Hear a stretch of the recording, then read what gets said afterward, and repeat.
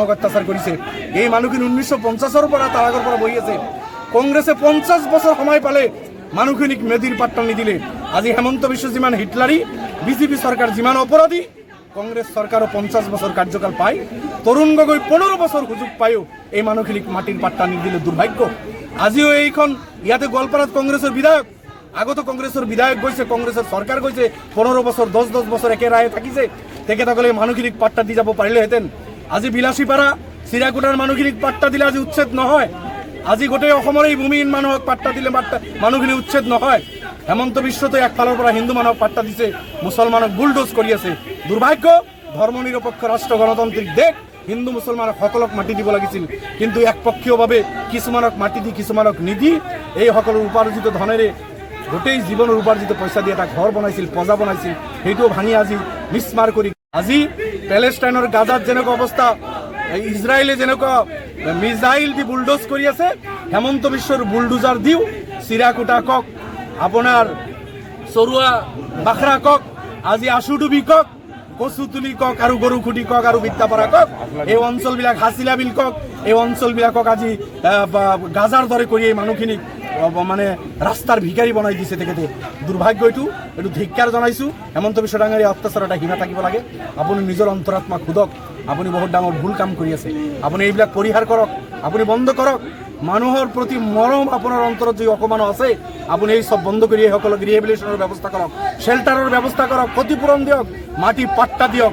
তাৰপিছত যদি অসমখন আদানীক আম্বানীক বিক্ৰী কৰিব লাগে, আপুনি যদি অসম বিক্ৰী কৰিব বিচাৰিছে আম্বানীৰ হাতত, মোদীৰ লগত মিলিজুলি আপুনি বিক্ৰী কৰক। অসমৰ জনতা ৰাজপথত ওলাই আপোনাৰ বিৰুদ্ধে প্ৰতিবাদ কৰিব, কিন্তু আম্বানীক মাটি দিম বুলি, আদানীক মাটি দিম বুলি অসমীয়া জনতা, গোৱালপাৰীয়া জনতা, ধুবুৰীৰ দেশী মানুহ, অসমীয়া মানুহ, ভাৰতীয় মানুহ, এছামিজ, এইসকলক আপুনি উচ্ছেদ কৰিব, মুছলমানক বাছি বাছি টাৰ্গেট কৰিব। এইটো কোনোপধ্যে সহ্য কৰা নহয়। সৰ্বশেষত আপোনালোকৰ যোগেদি অনাৰেবল হাইকোৰ্টক অনুৰোধ কৰিছোঁ, যোৱাকালি অনাৰেবল হাইকোৰ্টে দিয়া অৰ্ডাৰ চৰকাৰে অমান্য কৰিছে, কোনো শ্বেল্টাৰৰ ব্যৱস্থা কৰা নাই, কোনো ব্যৱস্থাপনা নকৰি এইসকলক উচ্ছেদ কৰি আছে।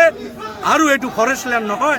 হাইকোৰ্টে এই অৰ্ডাৰ অবমাননা কৰাৰ কাৰণে সমটো কেস লৈ সৰকাৰক কাঠগড়াত থিয় কৰাব লাগে। মানৱ অধিকাৰ আয়োগে আজি মানুহ হত্যা হৈ আছে, হত্যা কৰি আছে, সুইসাইড হৈ আছে। মানৱ অধিকাৰ আয়োগে ল'ৰা ছোৱালীৰ শিক্ষাৰ অধিকাৰ বঞ্চিত কৰি আছে, মানুহৰ জীয়াৰ থকাৰ অধিকাৰ বঞ্চিত কৰি আছে, কাঢ়ি লৈ আছে। তাৰ কাৰণে মানৱ অধিকাৰ আয়োগক কেছ লৈ, সমটো কেছ লৈ সুপ্ৰিম কোৰ্ট, হাইকোৰ্ট আৰু মানৱ অধিকাৰে এই চৰকাৰৰ বিৰুদ্ধে, হিটলাৰ চৰকাৰ, স্বৈৰাচাৰী চৰকাৰৰ বিৰুদ্ধে কেছ লৈ কেছ চলাই অসমৰ এই গৰীব জনতা, অসমৰ এইসকল মানে নিপীড়িত মানুহক যাতে কোৰ্টে ন্যায় দিয়ে, তাৰ কাৰণে আপোনালোকৰ যোগেদি কোৰ্টক আমি অনুৰোধ কৰিছোঁ। স্যাৰ আজি বাধা প্ৰদান কৰা হয়। আমি দেখিছে আপোনালোকে বহুকেইজন বিধায়ক আহিছোঁ, এই মানুহবিলাকৰ দুৰৱস্থাৰ বুজ লৈ আজি মানুহ মৰিছে, জানাজা কৰিব দিয়া নাই, সৎকাৰ কৰিব দিয়া নাই। তাতে কিয় দিয়া নাই, তেখেতৰ অধিকাৰ নাই। যোৱাকালি ফ্ৰাইডে নামাজ আছিল, এফালে মুখ্যমন্ত্ৰীক ফ্ৰাইডেৰ সন্মান জনাই মই উচ্ছেদ কৰা নাই, আনফালে য'ত নামাজ পঢ়িব ফ্ৰাইডে মছজিদ, এই মছজিদটো আপুনি ভাঙি আছে। আপোনাৰ এইটো সন্মান নেকি আপোনাৰ ইছলামৰ প্ৰতি? আপুনি এইটো ভেঙুচালি কৰিছে। ফ্ৰাইডে বুলি কৈ, শুক্ৰবাৰ বুলি কৈ আপুনি স্থগিত ৰাখিছে উচ্ছেদ। আৰু শুক্ৰবাৰৰ যিটো মাহাত্ম, য'ত নামাজ পঢ়া হয়, আপোনাৰ প্ৰশাসনে তাতে নামাজত যাব দিয়া নাই। নামাজ পঢ়াৰ সেই ঠাইডোখৰ মছজিদ আপুনি বুলডোজ কৰি আছে, ভাঙি আছে।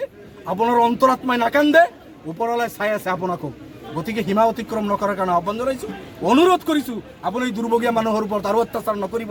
আমি যাব বিচাৰিছিলোঁ, খবৰ আমাক যাব দিয়া নাই। পুলিচ বাহিনী আগুৰি ধৰিছে, আপোনালোকে দেখিছে। এঘণ্টাৰ পৰা আমি ট্ৰাই কৰি আছোঁ, আমাক যাব দিয়া নাই। মহিলা পুলিচ আমাৰ সন্মুখত আনি দি বেৰিকেড বনাইছে তেখেতসকলে, যাতে আমি মহিলাৰ লগত হাতাহাতি কৰিব নোৱাৰোঁ। আমি হাতাহাতি নকৰোঁ নহয়, আই মাতৃক আমি সন্মান কৰোঁ। মহিলা পুলিচ আনি সন্মুখত আমাৰ ৰাস্তা বন্ধ কৰিছে, পুলিচ পুৰুষখিনি পিছফালে গৈছে। আজি আমাৰ ৰাস্তা কিয় আগুৰিছে? আপোনালোকে যাব দিয়ক, আমি খবৰ ল'ম। মানুহখিনিক আপোনালোকে ৰিহেবিলেট কৰিব লাগিছিল, অল্টাৰনেটিভ ব্যৱস্থা কৰিব লাগিছিল, ফুডছ দিব লাগিছিল, দিয়া নাই। আমি চাম পাৰোঁ নেকি, কিন্তু আমাক যাব দিয়া হোৱা নাই। দেখা গৈছে আপোনালোকৰ উৎসৱ কি আহিছে মই নাজানো, সহযোগ ক'ত কৰিছে। 15 বছৰ চৰকাৰ আছিলে, আজি যদি পাট্টা দিলেহেঁতেন, আজি এই দুৰৱস্থা নহ'লেহেঁতেন। কোন লাজত আজি আহে? লাজ লাগিব লাগে আজি যে আহে। 2001 পৰা 16লৈকে 15 বছৰ চৰকাৰ আছিল, তৰুণ গগৈ আছিল, গৌৰৱ গগৈ আজি ঘূৰি আছে। গৌৰৱ গগৈৰ পিতৃ 15 বছৰ সময় পায়ো এই মানুহখিনিক পাট্টা দিয়া নাই, যাৰ কাৰণে আজি হাছিলা বিল কক, আশুডুবি কক আৰু গোটেই অসম য'ত য'ত উচ্ছেদ হৈ আছে, সেইকাৰণেতো হৈ আছে না।